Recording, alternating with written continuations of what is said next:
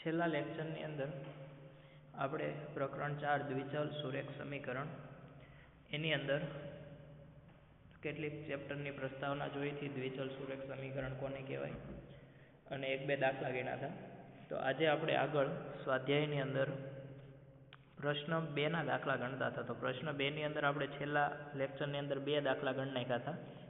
ત્યાર પછી આગળ ત્રીજા દાખલાથી આપણે આજે શરૂઆત કરીએ. પ્રશ્ન 2 નો ત્રીજો દાખલો.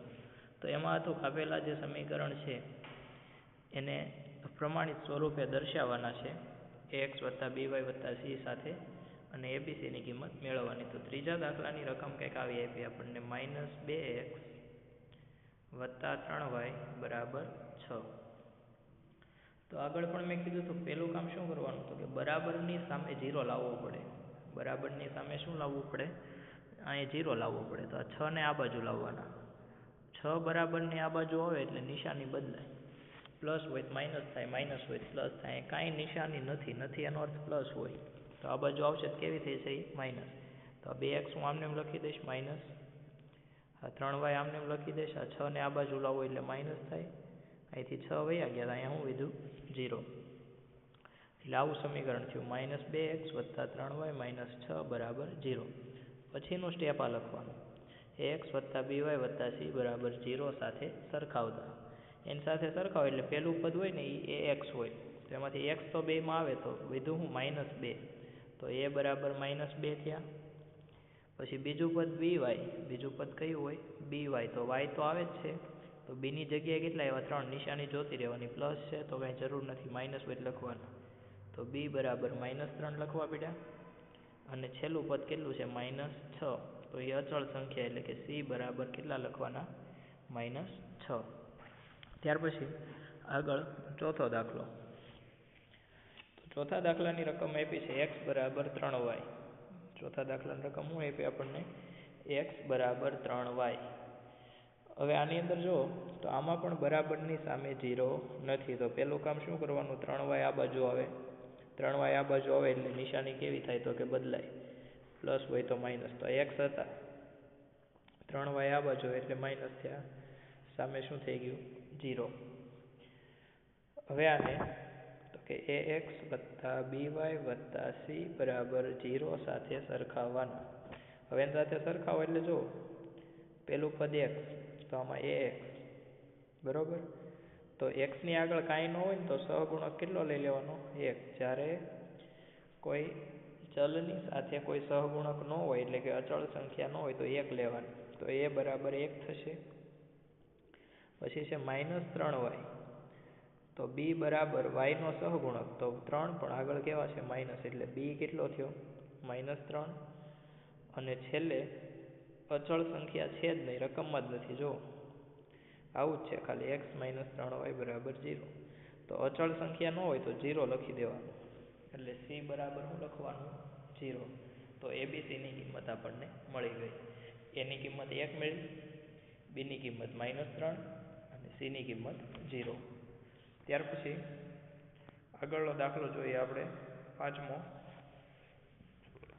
દાખલાની રકમ આપી છે 2x = -5y.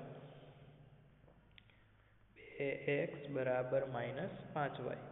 તો પહેલાં શું કરવાનું? 5y ને આ બાજુ લાવવાના. 5y આ બાજુ આવે તો માઇનસ છે એ કેવા થઈ જાય? તો કે પ્લસ થઈ જશે. પછી અચળ સંખ્યા નથી તો 0 ઉમેરવો હોય તો ઉમેર દેવાનો, ન ઉમેરો તો કંઈ જરૂર નથી. તો જો અહીંયા આ 2x આ 5y ને આ બાજુ લાવ્યા એટલે પ્લસ થયા બરાબર 0.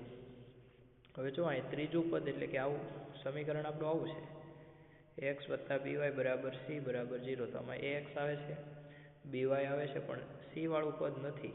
રકમમાં c વાળું પદ નથી તો ત્યાં 0 ઉમેરો એટલે આવું થયું 2x + 5y + 0 = 0.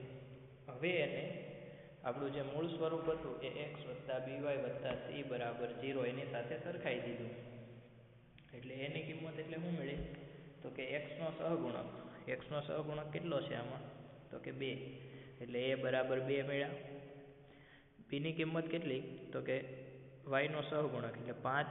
તો b બરાબર 5 અને c નથી તો c બરાબર 0. આગળનો પ્રશ્ન છઠ્ઠો દાખલો. 3x વત્તા 2 બરાબર 0. હવે જો આની અંદર તો બરાબરની સામે તો 0 આવી જાય છે, પણ દ્વિચલ સુરેખ સમીકરણ, આપણું ચેપ્ટરનું મૂળ ટાઇટલ જ છે ને, દ્વિચલ. આમાં ચલ કેટલા આવે? તો એક તો પહેલું પદ છે 3x, તો એમાં એક ચલ તરીકે કોણ આવ્યું? તો કે x આવ્યો. બીજું પદ છે 2, તો 2 તો અચળ છે. 2 કેવા છે? અચળ. તો y વાળું પદ જ નથી, એટલે કે બીજો ચલ આવતો નથી. તો જ્યારે સમીકરણની અંદર એક જ ચલ આપેલો હોય તો બીજા ચલને આપણે ઉમેરવો પડે. બીજા ચલને શું કરવું પડે? ઉમેરી દેવાનો. કઈ રીતે ઉમેરવાનું? તો 0 કરીને ઉમેરવાનું. હું આવું લખું, આમાં જો x વાળું ચલ આવે છે, y વાળું નથી, તો 0y એમ લખું તો y ગુણ્યા 0 એટલે જવાબ તો એનો 0 જ આવવાનો છે. એટલે 0 ઉમેરો કે ન ઉમેરો, સરવાળામાં 0નું કોઈ મહત્વ નથી. સરવાળામાં શૂન્યથી કાંઈ ફરક પડે? તો કે નહીં. એટલે 0 સાથે ગુણાકાર કરીને ઉમેરવું પડે, બરાબર? તો જો 3x, પછી y વાળું પદ નથી તો અહીં 0y લખું. શું લખું? 0y. અને છેલ્લે પાછા અચળ સંખ્યા 2. પછી એને ax વત્તા by વત્તા c બરાબર 0 સાથે સરખાઈ દીધું. સરખાવ્યું એટલે શું થયું? તો કે એની સાથે xનો સહગુણક, તો xનો સહગુણક 3 છે, તો a બરાબર 3 મળ્યા. પછી જો અહીં yનો સહગુણક તો કે 0 આપણે લીધો હતો નહીં, એટલે b બરાબર શું આવ્યું? 0. અને c એટલે અચળ સંખ્યા, તો અચળ સંખ્યા કેટલી છે? 2. તો એની કિંમત 3, બીની કિંમત 0 અને સીની કિંમત 2 મળે. એવી રીતે સાતમો દાખલો જોઈએ. તો સાતમા દાખલામાં આગળ છઠ્ઠા દાખલા જેવું છે, y - 2 બરાબર 0 એવું આપ્યું. તો આમાં y આવે છે, આપણું પ્રમાણિત જે સ્વરૂપ છે ax વત્તા by વત્તા c. તો c એટલે અચળ સંખ્યા તો આવી ગઈ 2, y ચલય આવી ગયો. ચલ તરીકે 1 નથી આવતું. કોણ નથી આવતું? x. તો 0x ઉમેરવાનું. શું ઉમેરવાનું? 0x. જે ન આવતું એ ઉમેરી દેવાનું. x નો હોય તો x, y નો હોય તો y. અચળ સંખ્યા નો હોય ત્યાં 0 ઉમેરવાનું. તો અહીં આગળ 0x ઉમેરી દીધું, y આમને -2 આમને બરાબર 0. પછી લખવાનું ax વત્તા by વત્તા c બરાબર 0 સાથે સરખાવતા. તો એની સાથે સરખામણી કરી તો એની કિંમત કેટલી મળી? તો કે એની સાથે કોણ જોડાયેલું છે? તો કે 0. એટલે a બરાબર 0 મળ્યું. b તરીકે કોણ છે? તો કે y ની આગળ કાંઈ નથી તો 1 હોય. y ની આગળ કાંઈ ન હોય, શું હોય? 1. એટલે b ની કિંમત 1 મળી. અને c એટલે અચળ સંખ્યા, તો અચળ સંખ્યા કેટલી છે? તો કે -2. તો c બરાબર કેટલા મળ્યા? -2. તો આ રીતે abc ની કિંમત મળી જાય. એવી રીતે છેલ્લો દાખલો સ્વાધ્યાય 4.1 નો બીજાનો 8મો દાખલો. એમાં આવું આપ્યું, 5 બરાબર 2x.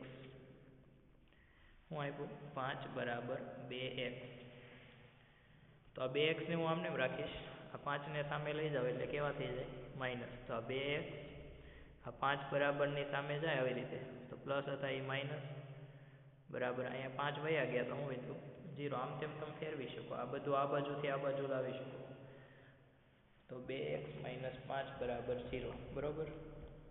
અથવા તો આ રીતે કરો ચાલે. આ 5 હતા અહીંયા, આ 2x આ બાજુ આવ્યા એટલે માઇનસ થયા બરાબર. સામે શું વધ્યું? 0.